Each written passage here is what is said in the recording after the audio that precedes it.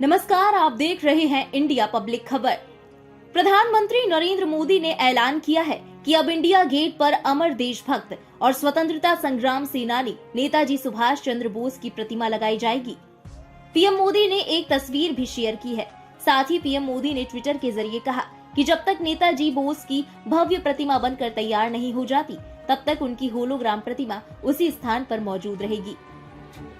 सुभाष चंद्र बोस की जयंती को शामिल करने के लिए गणतंत्र दिवस समारोह अब 24 जनवरी के बजाय हर साल 23 जनवरी से शुरू होगा। वहीं नेताजी की बेटी अनीता बोस फाफ ने इंडिया गेट पर नेताजी सुभाष चंद्र बोस की प्रतिमा स्थापित करने के प्रधानमंत्री नरेंद्र मोदी के फैसले की सराहना करते हुए कहा कि उन्हें बेहद खुशी है कि नेताजी की प्रतिमा को दिल्ली में एक प्रमुख स्थान पर रखा जाएगा। Still know who Netaji is, still respect him, and many even love him. And this is a great tribute to a man who has suffered so much for the well-being of his country. Honoring him by setting up statues, certainly when it is. वहीं नेताजी सुभाष चंद्र बोस के भतीजे अर्धेंदु बोस ने भी India gate पर बोस की प्रतिमा स्थापित करने की प्रधानमंत्री नरेंद्र मोदी की घोषणा पर खुशी जाहिर करते हुए कहा कि सरकार नेताजी के बारे में बहुत कुछ सोचती है। मुझे लगता है कि पीएम मोदी ने जो किया है वो नेताजी की याद में एक बिल्कुल शानदार कदम है। परिवार बहुत खुश है। This is a landmark, and that is the reason I think Narendra Modi ji has last year when he was in Kolkata, he announced that we will celebrate as the whole year, 125th year as Parakram Divas. It is absolutely magnificent and very well thought of, because you see on that canopy there was the statue of King George V, who was a British king, emperor of India in those days. And why was it placed there? Because the most important position in India today is the Rajpath in Delhi, and Delhi has always been capital of India since 1921-22, and during the British days also. So it is the most important place, most important point in India is Rajpath, and that too they built India Gate. I guess after a lot of thought, the Prime Minister has taken a decision to place Netaji's statue there, which is a tremendous amount of importance that is giving to the memory of Netaji, which means a lot, means a lot that he and the government think a lot about Netaji. I feel what Mr. Modi has done is absolutely brilliant move for the memory of Netaji. And we as a family are very happy.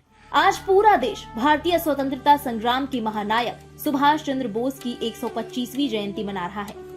Bharat की आजादी के आंदोलन में ऐसे अनेक क्रांतिकारी उभरे हैं जिन्होंने मुल्क को पराधीनता की बेड़ियों से मुक्त कराने में अपना महत्वपूर्ण योगदान दिया और हमेशा के लिए अपने देशवासियों के दिलों में छाप छोड़ गए।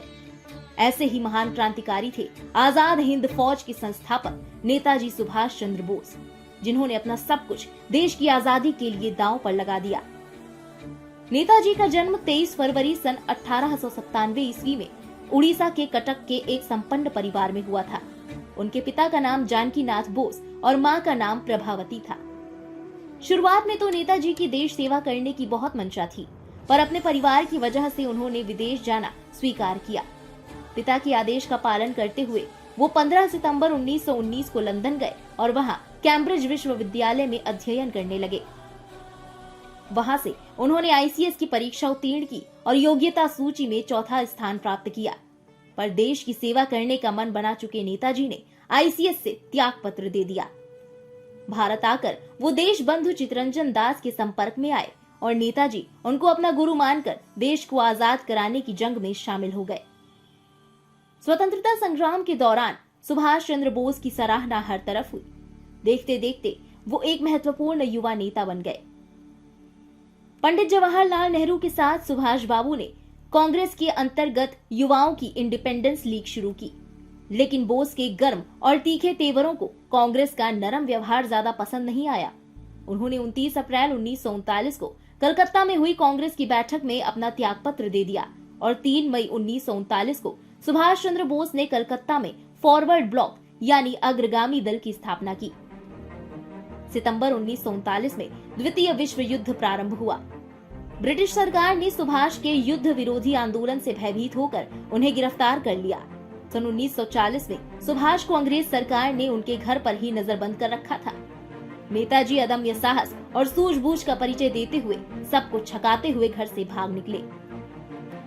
स्वाधीनता संग्राम के अंतिम 25 वर्षों के दौरान नेताजी की भूमिका एक सामाजिक क्रांतिकारी की रही और वो एक अद्वितीय राजनीतिक योद्धा के रूप में सामने आए। सुभाष चंद्र बोस का जन्म उस समय हुआ जब भारत में अहिंसा और असहयोग आंदोलन अपनी प्रारंभिक अवस्था में थे। इन आंदोलनों से प्रभावित होकर उन्होंने भारत छोड़ो आंदोलन में सक्रिय भूमिका निभाई। महान देशभक्त और कुशल नेता सुभाष चंद्र बोस अंग्रेजों के लिए सबसे बड़ी चुनौती थे। ब्रिटिश सरकार सुभाष चंद्र बोस को हथकड़ियां पहनाने के बहाने खोजती थी। वो किसी भी कीमत पर उन्हें आजाद नहीं छोड़ना चाहती थी। उनकी गतिविधियों ने न सिर्फ अंग्रेजों के दांत खट्टे कर दिए, बल्कि उन्होंने देश को आजाद कराने के लिए अपनी एक अलग फौज भी खड़ी की, जिसे नाम दिया आजाद हिंद फौज। सुभाष चंद्र ने सशस्त्र क्रांति के जरिए भारत को स्वतंत्र कराने के उद्देश्य से 21 अक्टूबर 1943 को आजाद हिंद सरकार की स्थापना की और आजाद हिंद फौज का गठन किया। इस संगठन के प्रतीक चिन्ह के रूप में एक झंडे पर दहाड़ते हुए बाघ का चित्र बना होता था। नेताजी सुभाष चंद्र बोस का मानना था कि भारत से अंग्रेजी हुकूमत को खत्म करने के लिए सशस्त्र विद्रोह ही एकमात्र रास्ता हो सकता है। अपनी इसी विचारधारा पर वो जीवन पर्यंत चलते रहे और उन्होंने एक ऐसी फौज खड़ी की जो दुनिया में किसी भी सेना को टक्कर देने की हिम्मत रखती थी। वीर सैनिक, राजनीति के अद्भुत खिलाड़ी सुभाष चंद्र बोस ने जन चेतना में आजादी की महत्ता को बहुत ही प्रभावशाली तरीके से संप्रेषित किया। क्या सर्वहारा, क्या युवा, क्या छात्र, क्या महिलाएं, सभी वर्गों में उन्होंने स्वतंत्रता आंदोलन में सक्रिय सहयोग की अनिवार्य चेतना को जगाया। तुम मुझे खून दो, मैं तुम्हें आजादी दूंगा, दिल्ली चलो और जय हिंद जैसे नारों से सुभाष चंद्र बोस ने भारतीय स्वतंत्रता संग्राम में नई जान फूंकी थी। उनके जोशीले नारों ने सारे भारत को एकता के सूत्र में बांधने का काम किया। ये कुछ ऐसे नारे हैं जो आज भी राष्ट्रीय महत्व के अवसरों पर हमें याद दिलाते रहते हैं कि हम एक हैं। देश को जय हिंद का नारा देने वाले और इसी ललकार के साथ अंग्रेजी हुकूमत का डट कर सामना करने वाले नेताजी सुभाष चंद्र बोस का नाम भारत के स्वतंत्रता संग्राम के महान क्रांतिकारी वीरों में बड़े सम्मान और श्रद्धा के साथ लिया जाता है। अत्यंत निडरता से सशस्त्र उपायों द्वारा सुभाष चंद्र बोस ने जिस तरह अंग्रेजों का मुकाबला किया, उसके जैसा कहीं और उदाहरण नहीं मिलता। तभी उनका पूरा जीवन आज भी युवाओं के लिए प्रेरणा का स्रोत है।